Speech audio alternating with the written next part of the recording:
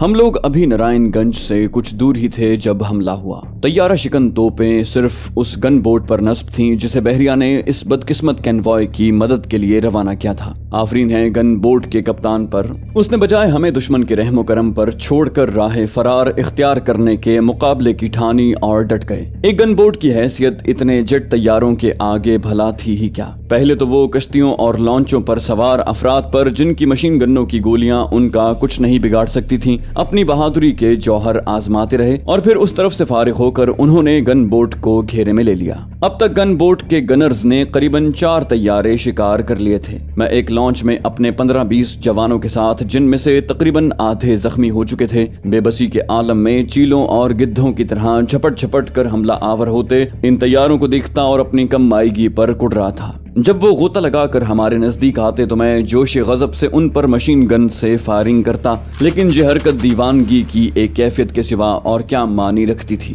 وہ گن بوٹ ہم سے بمشکل 50 گز دور تھی جب میں نے بیک وقت ایک فارمیشن میں آگے پیچھے قطار بنا کر 6 MiG-21 کو اس پر فائرنگ کرتے دیکھا۔ اس کے ساتھ ہی زوردار دھماکہ ہوا اور شدت کرب و غم سے میں نے آنکھیں بند کر لیں۔ گن بوٹ کا بالائی حصہ دھماکے سے اڑ گیا۔ اس کے ساتھ ہی بحریہ کے کئی جوانوں کے خون میں نہائے لاشیں بھی پانی میں گرتے نظر آئے۔ مجھ میں یہ منظر مزید دیکھنے کی تاب نہ رہی اور میں دوڑ کر لانچ کے انجن روم میں پہنچا، جہاں ڈرائیور جس کے سر سے خون بہ رہا تھا بمشکل سٹیئرنگ کنٹرول کیے ہوئے تھا۔ میں نے اسے نائب کی مدد سے سیٹ سے کھینچ کر باہر نکالا اور خود سٹیئرنگ سنبھال لیا، لیکن ابھی لانچ بمشکل سنبھل ہی پائی تھی کہ بیک وقت 2-3 MiG ہم پر جھپٹ پڑے۔ میرے گردا گرد پانی میں راکٹ پھٹ رہے تھے۔ ایک راکٹ زوردار دھماکے کی آواز کے ساتھ پھٹا، اس کے ساتھ ہی میرے ہیلمٹ کے نیچے چہرے کی دائیں طرف ایک آگ سی داخل ہو گئی۔ لانچ ٹکڑوں میں تقسیم ہو رہی تھی۔ میرے کمانڈوز زخمی حالت میں بڑی بے بسی کے ساتھ دریا میں چھلانگے لگا رہے تھے۔ میں نے دائیں طرف ہاتھ لگا کر دیکھا، میرا ہاتھ خون میں لت پت ہو گیا۔ شاید لانچ کا کوئی ٹکڑا راکٹ پھٹنے کے بعد اڑ کر لگا تھا۔ پیچھے گردن گھمائی تو ڈرائیور اور اس کا نائب شہید ہو چکے تھے۔ طیارے اپنا کام کر کے آگے نکل گئے اور اب وہ دوسری لانچوں اور کشتیوں پر جہنم کا دھانا کھولے ہوئے تھے۔ چند لمحوں کی مہلت نصیب ہوئی تو میں نے اپنے شہید ساتھیوں میں سے ایک کی فیلڈ پٹی نکال کر پھرتی سے اپنے زخم پر باندھ لی۔ اس کے بعد کم از کم اتنا ضرور ہوا کہ خون بند ہو گیا۔ لانچ پانی کے بہاؤ پر بہتی چلی جا رہی تھی۔ میں نے زخم کے باوجود بادل نخواستہ دریا میں چھلانگ لگا دی۔ میرے گردا گرد تختوں سے لٹکے اور تیر تیر کر دریا کے کنارے کی سمت بڑھتے جوانوں پر بھارتی سورما جھک جھک کر راکٹوں اور گولیوں کا مے برسا رہے تھے۔ خود میرے گردا گرد بھی پانی میں گولیاں اور راکٹ پھٹ رہے تھے، لیکن اس وقت میں ان سب سے بالکل بے نیاز ایک مکمل کمانڈو بنا تیرتا ہوا تیز رفتاری سے ساحل کی طرف بڑھ رہا تھا۔ تیرتے ہوئے دھڑکتے دل سے میں نے نظریں اٹھا کر گن بوٹ کی طرف دیکھا، جس کا بالائی حصہ تباہ ہونے کے باوجود اس کے توپچی بھارتی طیاروں کے خلاف زندگی اور موت کا مارکا لڑ رہے تھے۔ دشمن کے جہازوں کی بے تحاشا فائرنگ سے بچتے بچاتے بالآخر میں اور میرے 20 ساتھی ساحل پر آ پہنچے۔ گن بوٹ کا کپتان بھی بڑی مہارت سے اپنی بوٹ کو بچاتا ہوا ساحل پر پہنچ گیا۔ نارائن گنج یعنی ڈھاکہ پر ہمارا استقبال کمانڈو بٹالین کی ایک کمپنی کے چند بچے کچے جوانوں نے کیا، جنہوں نے اس روز 3 گھنٹے تک آرام کیا اور جو ان دنوں عیاشی کے زمرے میں آتا تھا۔ میرے جوانوں میں سے اکثر زخمی اور بغیر ہتھیاروں کے تھے۔ ان میں سے کچھ ایسے تھے جن کے جسموں سے ابھی تک خون بہ رہا تھا۔ یہاں فیلڈ اسپتال میں جو ایک جھونپڑی میں بنا ہوا تھا، ہماری مرہم پٹی کی گئی اور شدید زخمیوں کو ہیلی کاپٹر کے ذریعے ڈھاکہ CMH بھیجنے کے انتظامات ہونے لگے، اور باقی تمام کمانڈوز کو جو خوش قسمتی سے ابھی تک زندہ اور ٹریگر دبانے کے قابل تھے فوراً ڈھاکہ پہنچ کر ایسٹرن ہیڈ کوارٹر کے اگلے احکامات پر عمل کرنا تھا۔ ہم لوگ ہیلی کاپٹروں کے ذریعے دشمن کے طیاروں کی نظروں سے بچتے بچاتے بالآخر شام کے قریب ڈھاکہ پہنچ گئے، جہاں میرے سر بڑی بے چینی سے میرے منتظر تھے۔ انہوں نے میری سر پر بندھی پٹی اور اس پر خون تو دیکھ لیا تھا، لیکن جانے کسی مصلحت کے تحت ابھی تک میرے زخم کا حال دریافت نہ کیا۔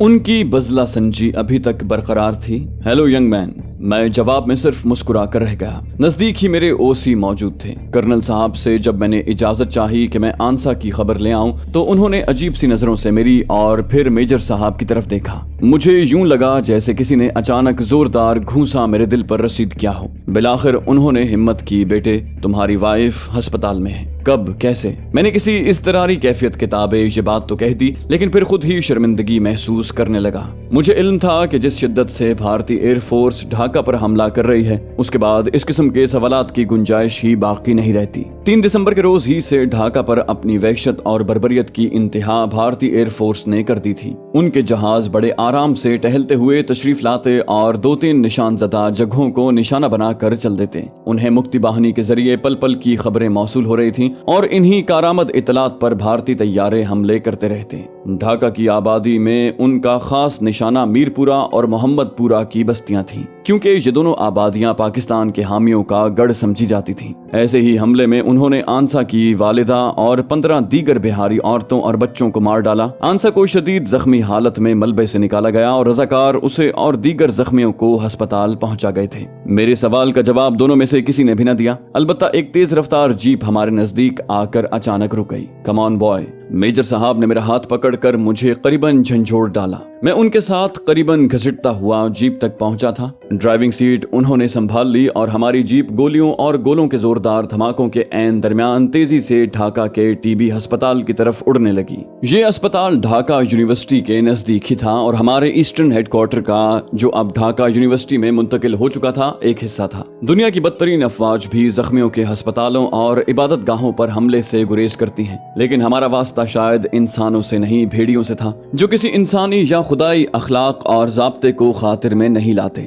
ڈھاکہ میں ہماری افواج نے شہر میں مورچہ بندیاں کر رکھی تھیں تاکہ دشمن کی ممکنہ یلغار کو روک سکیں۔ ہمارے جی او سی ہر دوسرے تیسرے روز اپنا ہیڈ کوارٹر تبدیل کر لیتے تاکہ بھارتی طیاروں کی بمباری سے محفوظ رہ سکیں، لیکن مکتی باہنی ان کے ہر نئے ٹھکانے کی اطلاع فوراً اپنے آقاؤں کو دے دیتی۔ اس طرح ان کے ہیڈ کوارٹر اور خود جنرل نیازی 3 دسمبر کے بعد سے اب تک مسلسل دشمن کا نشانہ بنے ہوئے تھے۔ وہ جہاں بھی پہنچتے بھارتی فضائیہ ان کے تعاقب میں وہاں آ پہنچتی۔ جنگ کے فوراً بعد بھارت میں لکھی جانے والی ڈی آرمن کیکر کی کتاب، جس کا نام پاکستان کٹ ٹو سائز رکھا گیا تھا، اس سیکٹر میں لڑنے والے بھارتی اور بنگلہ دیشی کمانڈروں کی مدد سے مصنف نے مکمل کی۔ وہ اپنی کتاب میں اس بمباری کا ذکر کرتے ہوئے جنرل جگجیت سنگھ اروڑا کی جنگ کے فوراً بعد منعقدہ پریس کانفرنس کا حوالہ بھی اس کی دلیل میں دیتے ہوئے لکھتا ہے، بھارتی فوج کا مقصد اس مسلسل بمباری سے یہ تھا کہ وہ جنرل نیازی کے اعصاب ہی مفلوج کر کے رکھ دے اور انہیں کسی اہم فیصلے پر پہنچنے کے قابل ہی نہ چھوڑے۔ ایسٹرن کمانڈ کے جنرل اروڑا نے کلکتہ پریس کانفرنس میں انکشاف کیا کہ انہیں جنرل نیازی کی نقل و حرکت کی پل پل کی خبر تھی، اور جب انہیں اطلاع ملی کہ انہوں نے اپنا ہیڈ کوارٹر ہسپتال سے یونیورسٹی منتقل کر لیا ہے تو وہاں بھی شدید بمباری کروائی گئی۔ اس طرح خود بھارت کی ایسٹرن کمانڈ نے ہسپتال میں بمباری کے سانحے کو بڑی ڈھٹائی سے اپنی شاندار حکمت عملی کا حصہ بنا کر پیش کیا۔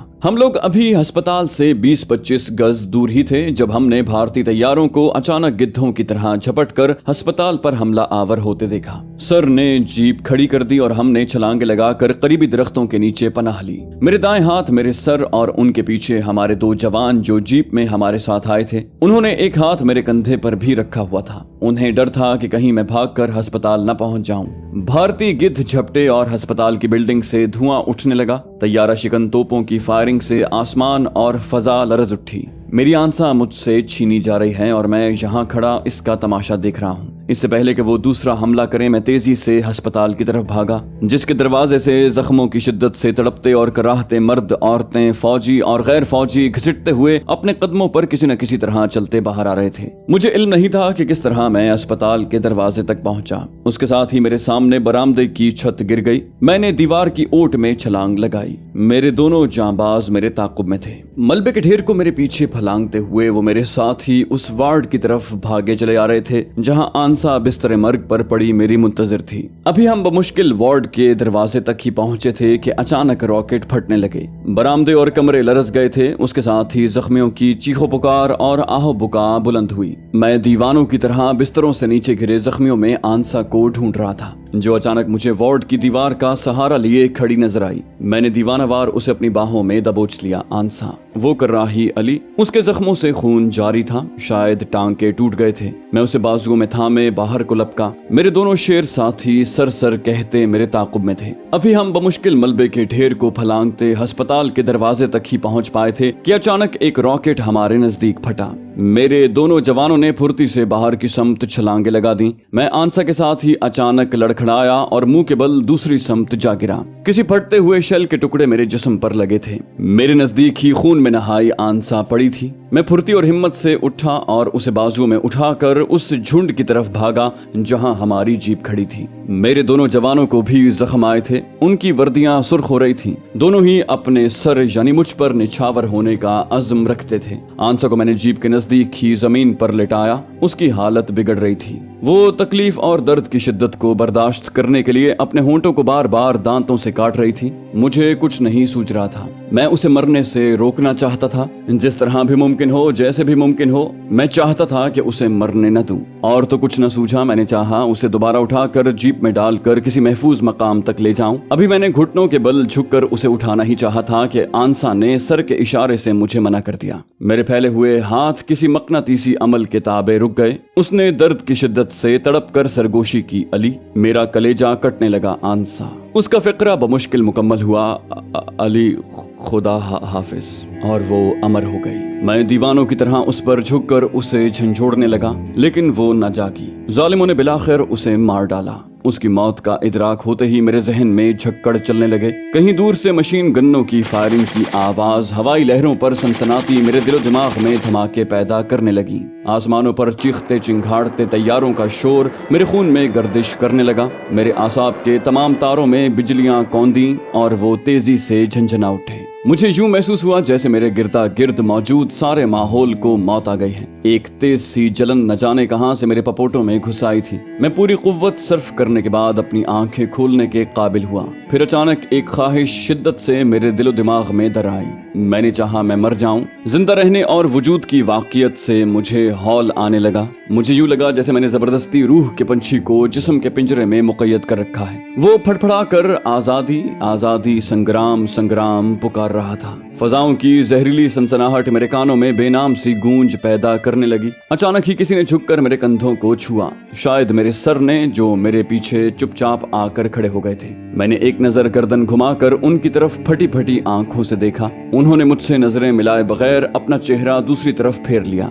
मेजर साहब के हाथ की जुम्बिश मुझे आलम होश में वापस ले आई और मैंने देखा कि आंसा मर चुकी है। उसकी आंखें जो खयाम की रुबाइयां थीं, उनकी चमक मांद पड़ने लगी। उसके हसीन सरापे को, जिसके हर पहलू से जिंदगी का हुस्न जन्म लेता था, मौत आ गई थी। उसके स्याह लंबे बालों में झिलमिलाते गहरे समंदरों के रंग फीके पड़ गए। उसके बदन की संवलाहट को रावण के जहरीले डंक ने डस लिया। वो चुपचाप मेरे सामने खून में लथपथ लेटी थी। उसके अजीम आदर्श, कुर्बानियां, सभी कुछ धड़ाम से जमीन बोस हो गया। बॉय, मेरे सर मुझे खींच खांच कर आलम होश में ला रहे थे। कमांडो बनो, कमांडो।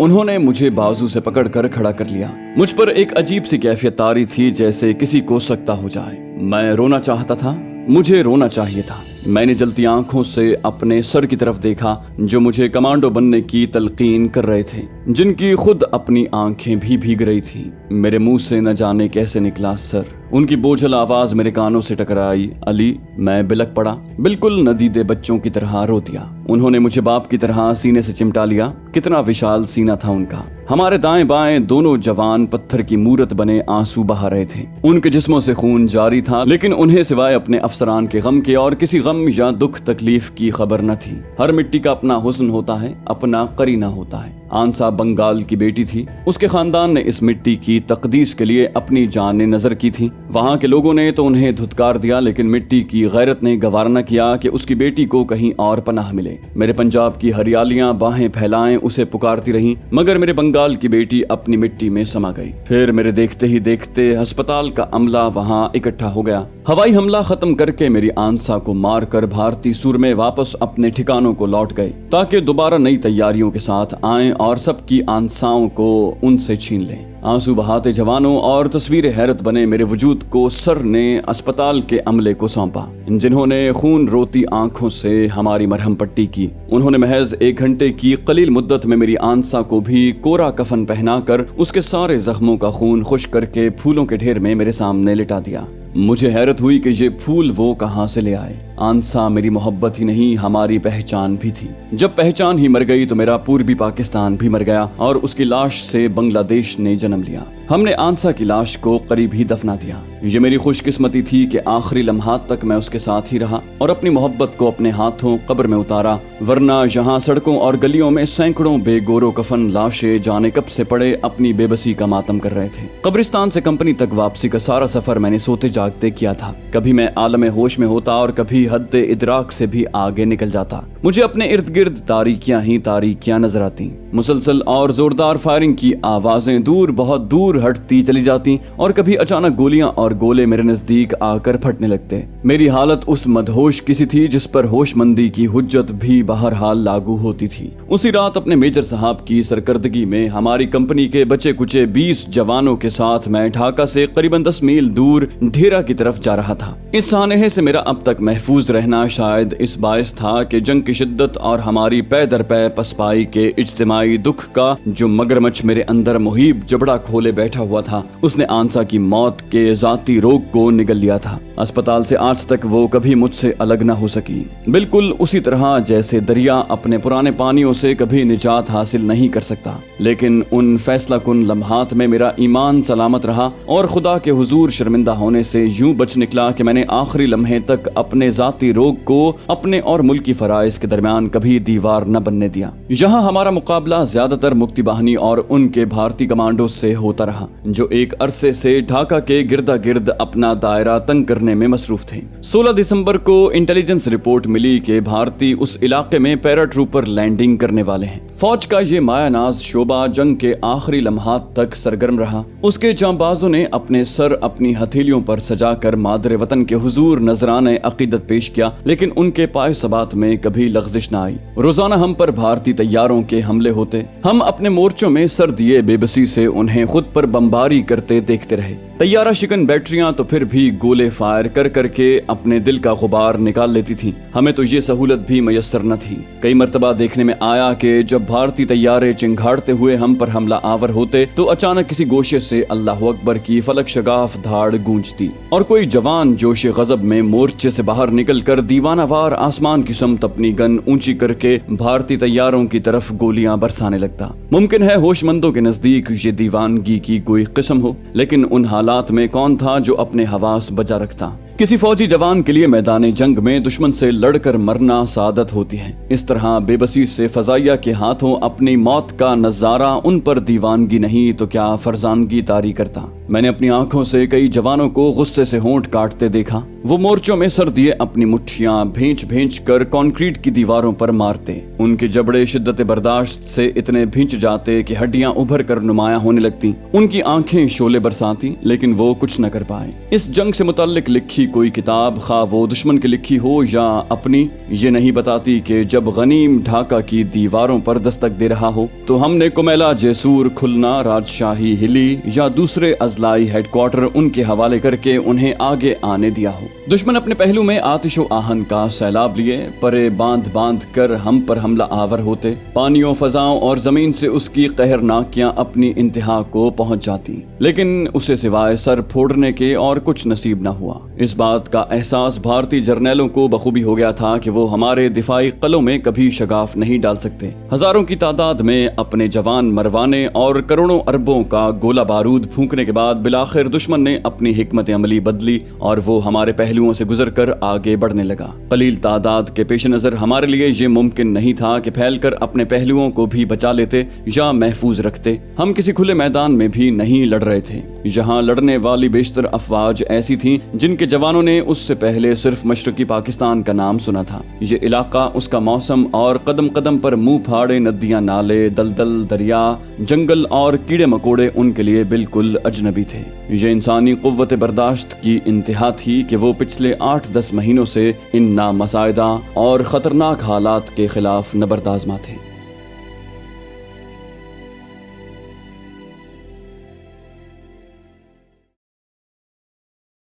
تو دوستو، یہ تھی ہماری آج کی ایپیسوڈ۔ امید کرتے ہیں آپ کو ہماری کہانی پسند آئی ہوگی۔ جانے سے پہلے اس ویڈیو کو لائک کیجئے اور شیئر کرنا مت بھولیے۔ کامنٹ کر کے ہمیں بتائیے کہ آپ کو ہماری ویڈیو کیسی لگی، اور اگر ابھی تک آپ نے اس چینل کو سبسکرائب نہیں کیا تو اسے سبسکرائب کیجئے اور بیل آئیکن دبا کر آل نوٹیفیکیشنز آن کر لیجئے۔